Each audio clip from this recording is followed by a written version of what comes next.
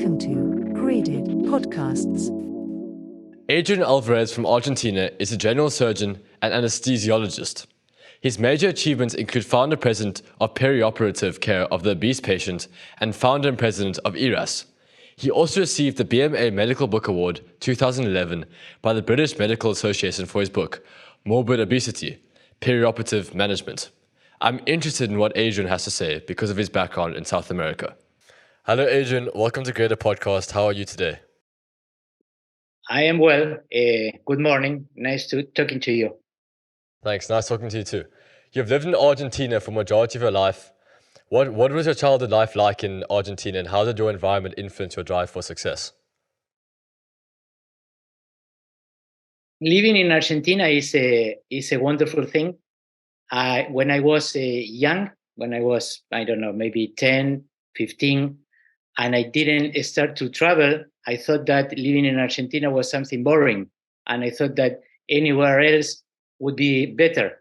Until I started to travel because of my work. Now I know almost all the countries in the world. And now I am getting in love with Argentina and with Buenos Aires more and more every day. People here is very enthusiastic, very connected with life. It's wonderful living here.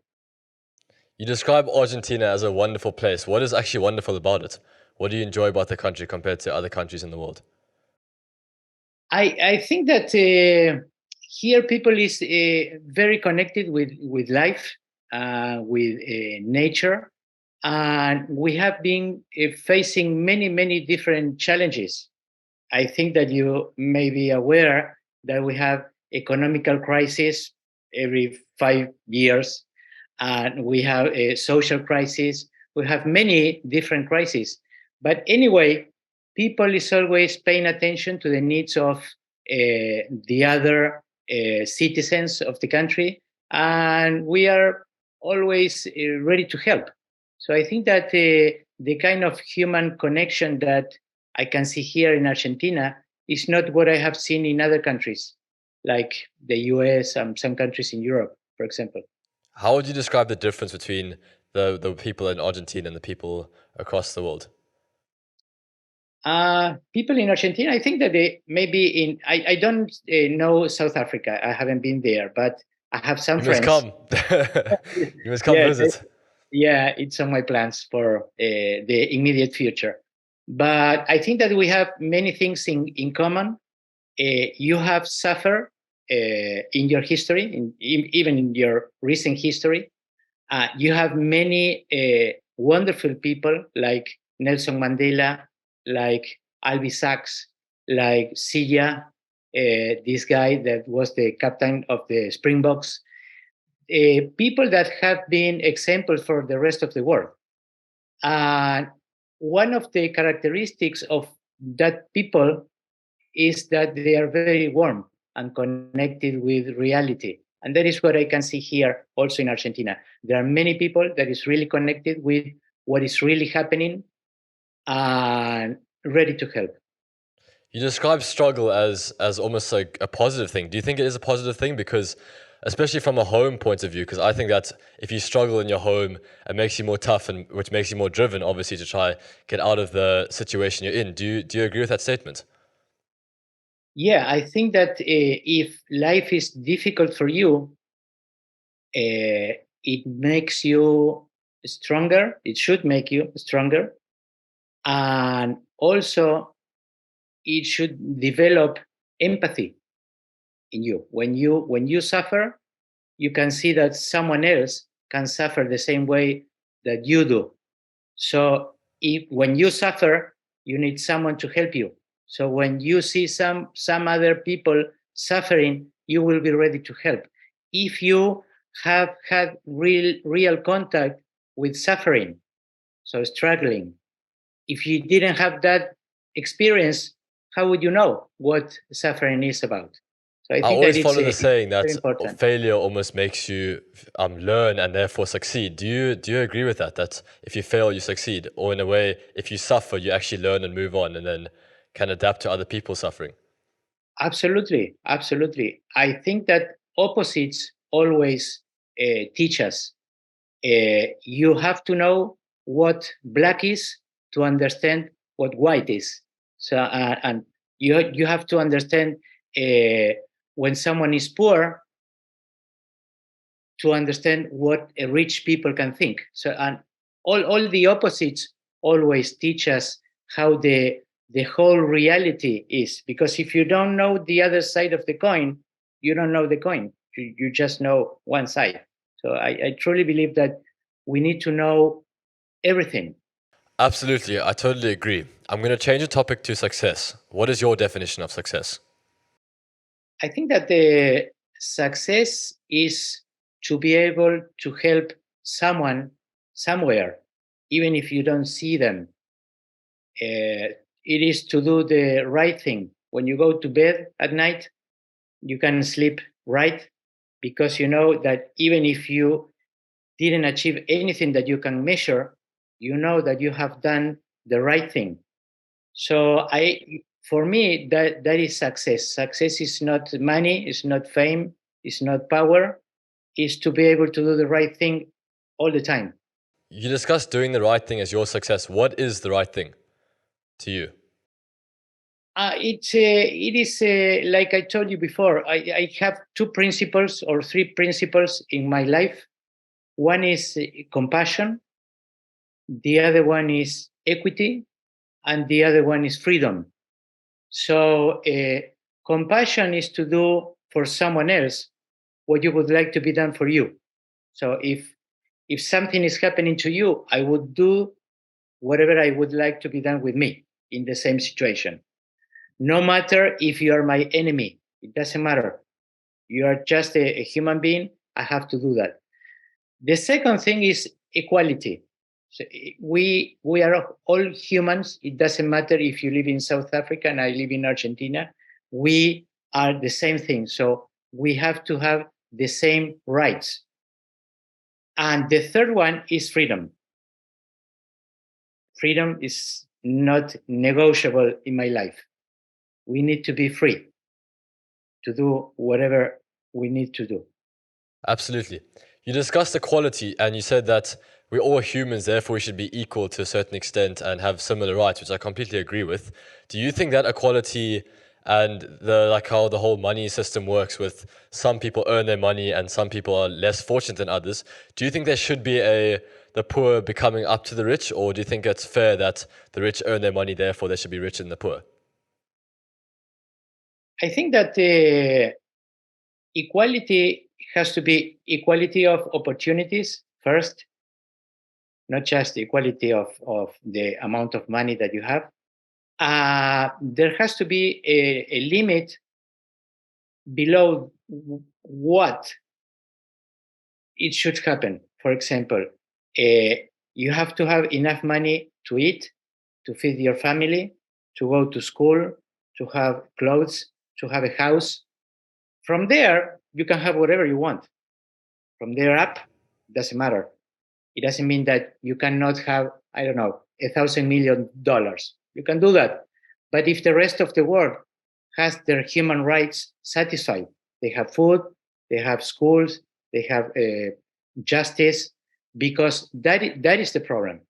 I travel the world all the time due to my work, and what I see is that there are a lot of children dying because they don't have anything to eat. They don't have access to good quality healthcare. They don't have access to education, and that is not fair. Do you see yourself as the success you've been talking about yet? Uh, I think so. Yeah, I have done a lot of things in this direction, and when I go to bed, I can sleep calmly, like I said before, because I had the opportunity to work in the best places in the world. I used to work at the Cleveland Clinic in the U.S. Those are my dogs barking, All good, uh, don't worry. and and I decided to come back because I was working there. Maybe it's one of the best clinics in the U.S. and in the world.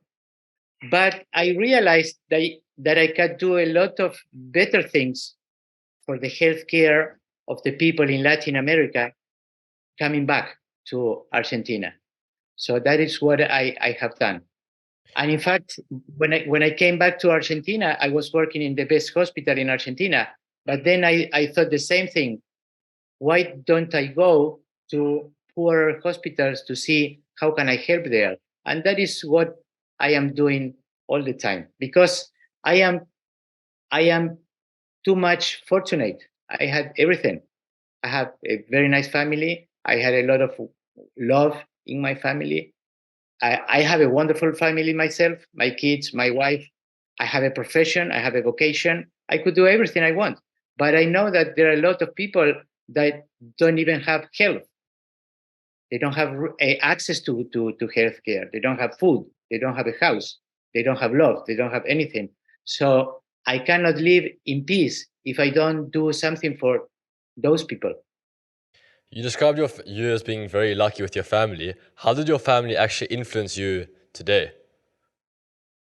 The biggest influence in my life was my father. He passed away 12 years ago, but every day I remember some things that he has done, and he has shown me as an example of what has to be done. So he was my best influence to do what I do. And then the immediate family, my wife, my kids, we live in a very deep, loving environment with a lot of respect, freedom. So everything that I told you before is what we live here all the time. And that when you give love, you receive love. When you give understanding, you will receive understanding. So that is how it functions. You described your father as being someone you looked up to greatly, and he showed you what was correct to do. What do you believe is the correct thing to do in life? Like I said, compassion. My father was a very compassionate person. He was very strict. Duty was always in his mind and in his actions. He had a lot of opportunities to be really rich, to get a lot of wealthy. But he never forget what was important in his life. I remember that he has a company with 500 employees. He made a lot of money here in Argentina, but he never quit one work that he had at nights, where he went to professional schools to teach people to do things for their living. And I remember that once he was very smart. Uh, he got the opportunity to choose the best school in Buenos Aires. Instead of getting the best school, he decided to pick up one that was the worst in the poorest neighborhood in Buenos Aires, that was almost ready to close. And at that time, I was maybe 10, 12 years old. And I told my father, Daddy, you're crazy. Why did you do that? If you could pick the best one. And he said, if I don't do that, that school is going to close. And those kids are not going to have the opportunity for a nice education. So, and I was 10 years old. So you can imagine the big impact that I had in my life. Yes, of course. You describe your dad as extremely hardworking. Do you believe that hard work and drive is extremely important to achieve a certain level of success? I think that the middle point is the best, because it is not, you have to work, you have to commit with work, but you don't have to be a machine just programmed to work, because your work has to uh, has to have a meaning. Why are you working? You are working for other people. You're working to serve.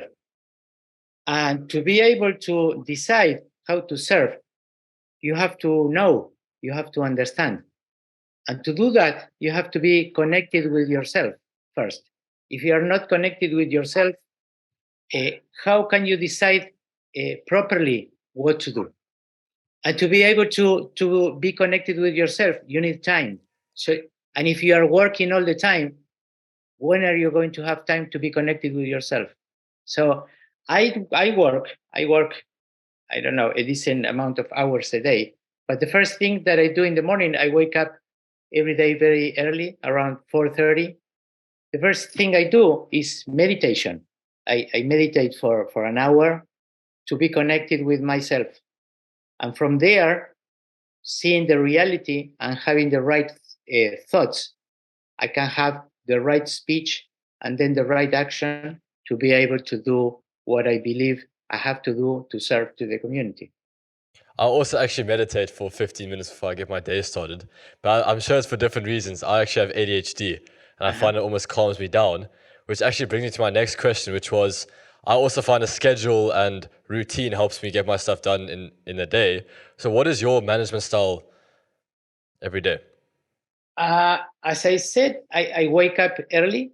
The first thing I do is I walk my dogs, and then when I come back of doing that, I practice yoga to to connect first with my physical body, with my anatomy, with something gross.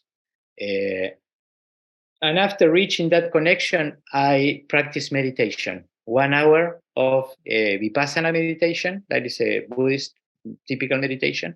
And after that, I start to work. I am an anesthesiologist by training. So I go to different clinics at this moment to provide anesthesia. And when I finish doing that, I come back and I have a lot of meetings with people from all over the planet, just finding ways to provide better care for people, following four different elements: building multidisciplinary teams, because you need to know the perspective of the different people doing some things. That is the first thing, building multidisciplinary work. Then that team has to follow evidence. You have to know what is right and then try to do it right. Third, you have to measure what you are doing, you have to measure the process, and you have to measure the outcomes.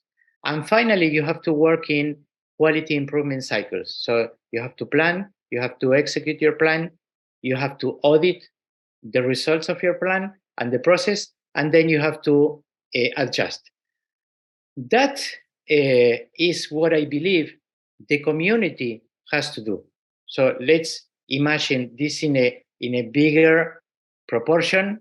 That is how the society should work, according to my thoughts. We should be a multidisciplinary team, a community, Buenos Aires, Argentina, the planet. That is the multidisciplinary team. We need to follow the evidence. If we know that we are destroying the planet, why don't we follow the evidence that we have to respect the water, the climate, and food and everything? Then we have to measure. We have to measure if we change something, what is the impact that something has in the outcome for the planet, for example. And then we have to continue to work in quality improvement cycles, the whole planet, the whole community. We have to have a plan all together, execute the plan, measure, and then find the mistake and adjust.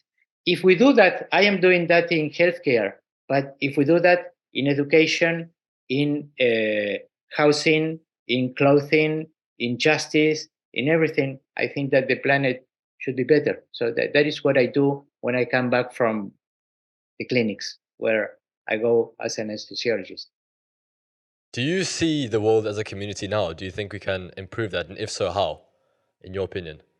Yes, yes, because I know this is the first time we talk, but I know that you think and you feel the same way I do. I just, I just feel it. I know it. Like we were together for more than 10 years.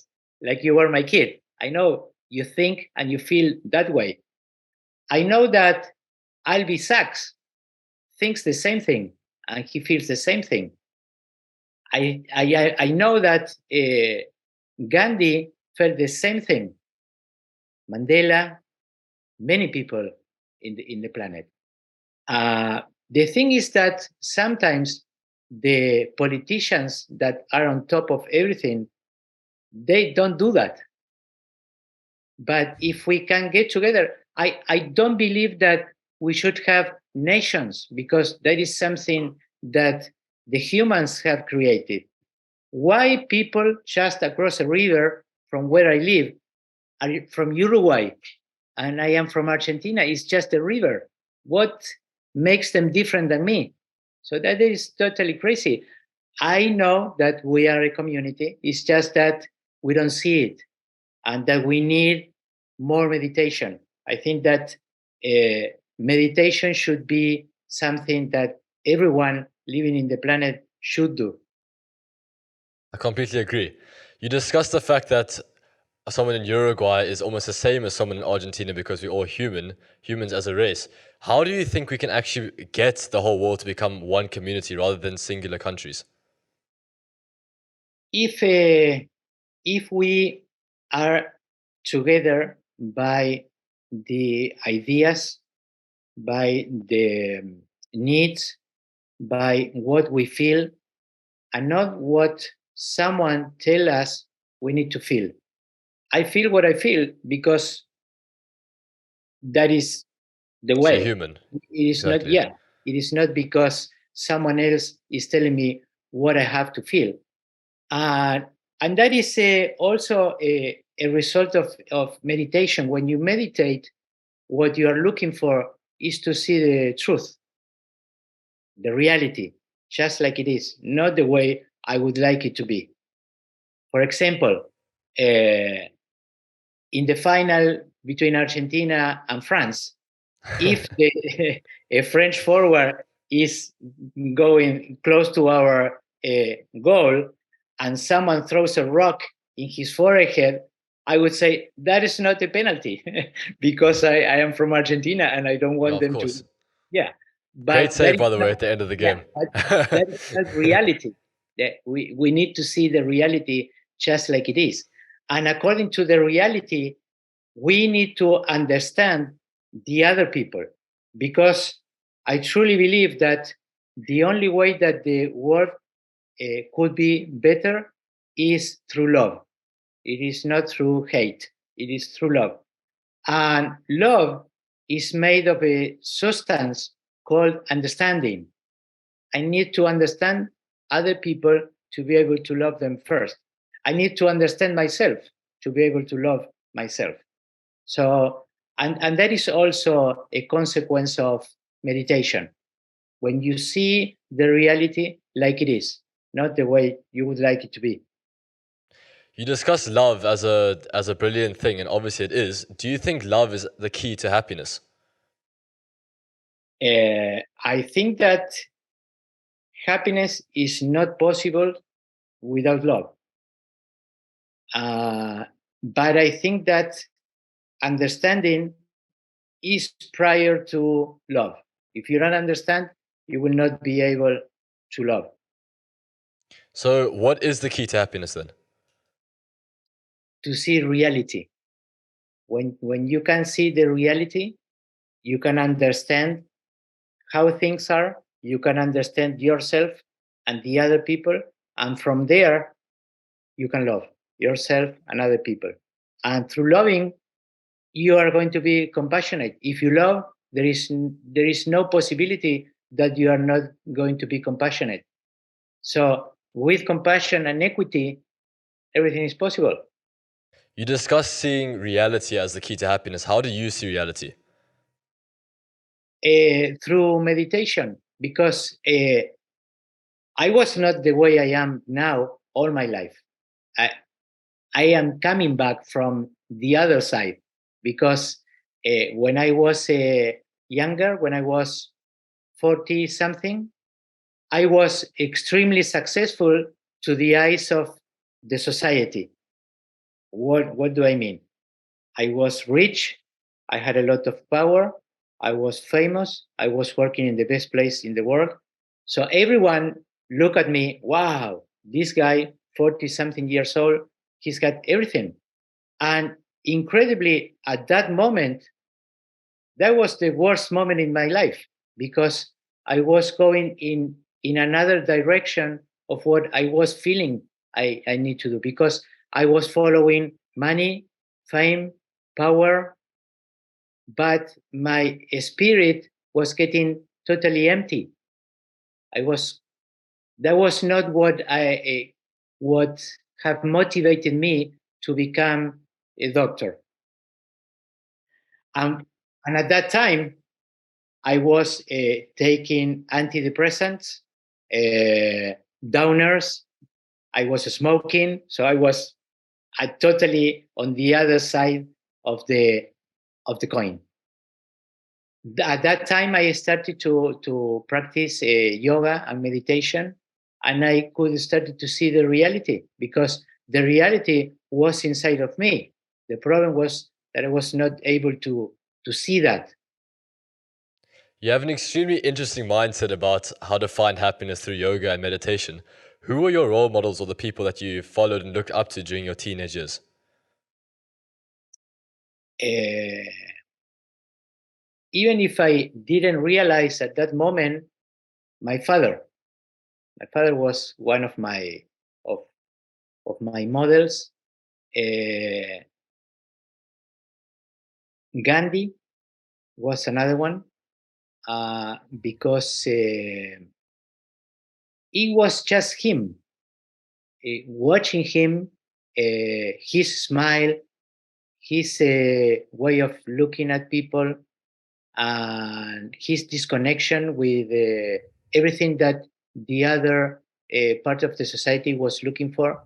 I think that was very, very impacting for me. But mainly my father. And I realized even today that he was my model to follow. We're obviously, during this podcast, we're obviously discussing our different definitions of success and how we can find that success. And everyone's success is to a certain extent happiness. I mean, I don't think anyone in the world doesn't want to be happy. And it's how we find that happiness that is important. How critical was the schooling system in making you successful? In other words, making you find that success that makes you happy? Excuse me, I didn't understand. You mean the school system that I went Yeah, through? how important was the school system in making you successful? I I don't think I don't think that the school system was the thing that made me successful. The school system that I went through, I went through a public school here in Argentina. When I was 17, I went to the US as an exchange student, and I spent a year there. Then I came back and I started my med school and then a couple of residencies because I am a general surgeon. And after surgery, I went to another residency and became an anesthesiologist. But it is crazy because in med school, all over the planet, for example, nobody teach you how to be compassionate. Nobody teach you how to connect with yourself and with your patient. So how can you be a doctor if you don't have that training?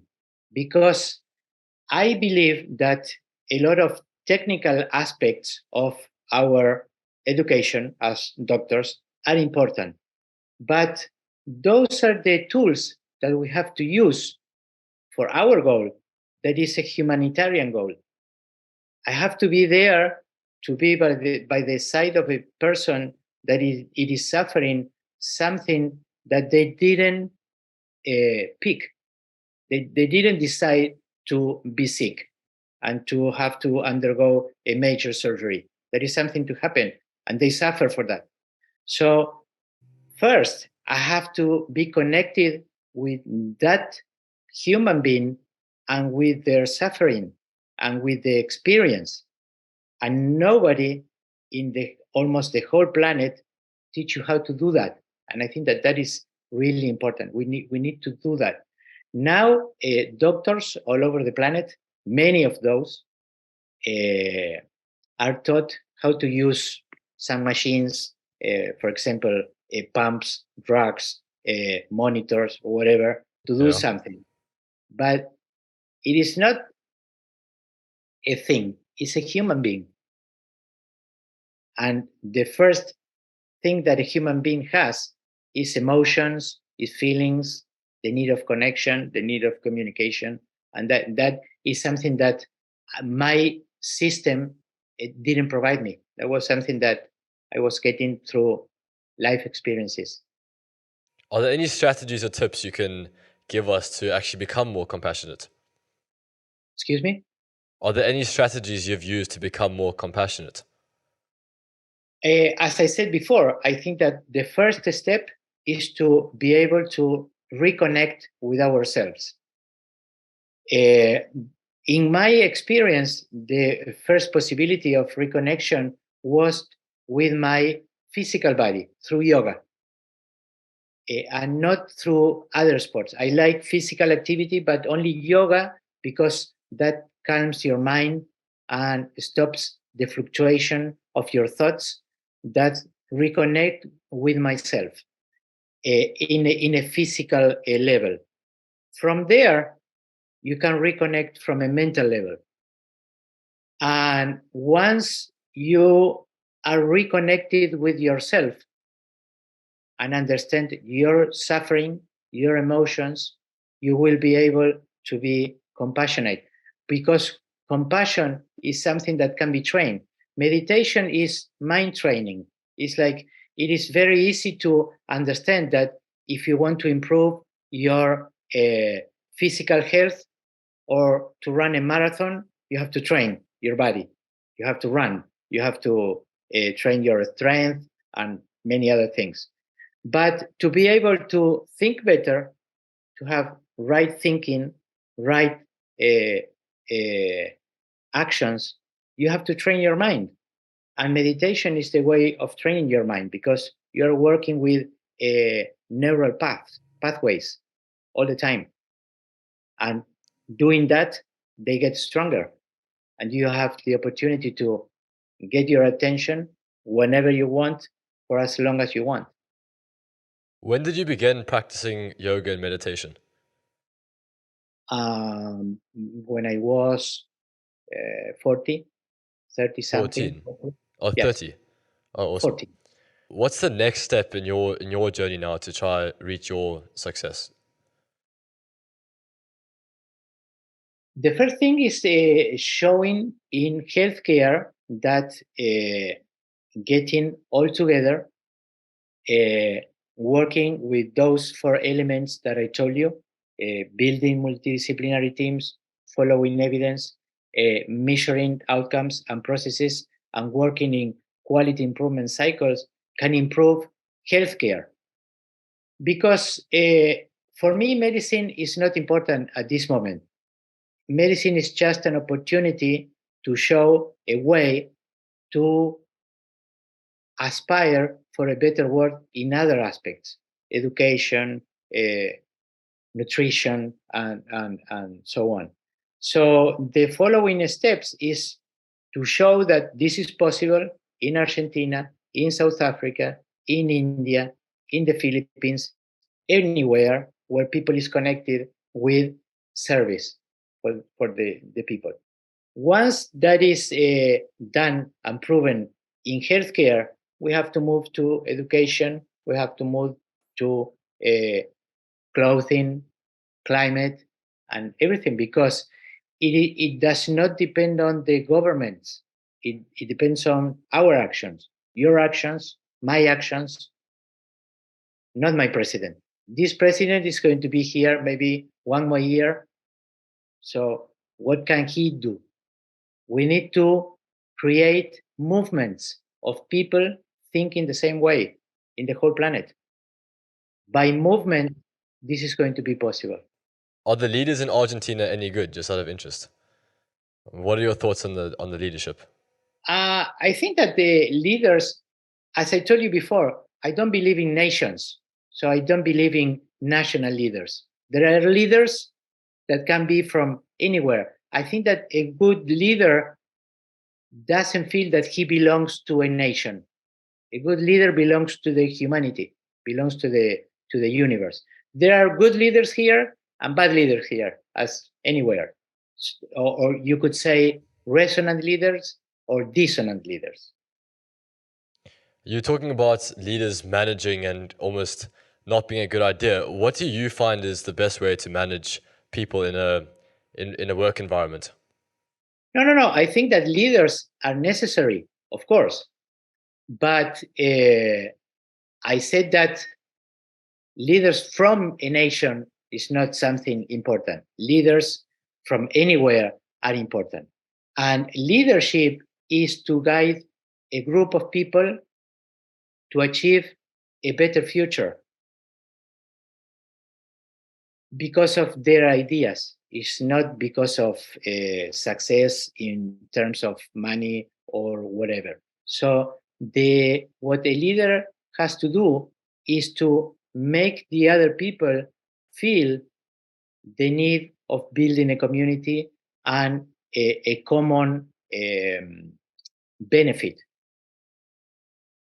Unfortunately, we're running out of time here, but I just want to ask you one more question, which is if you could go back and say one thing to your 16-year-old self, what would it be?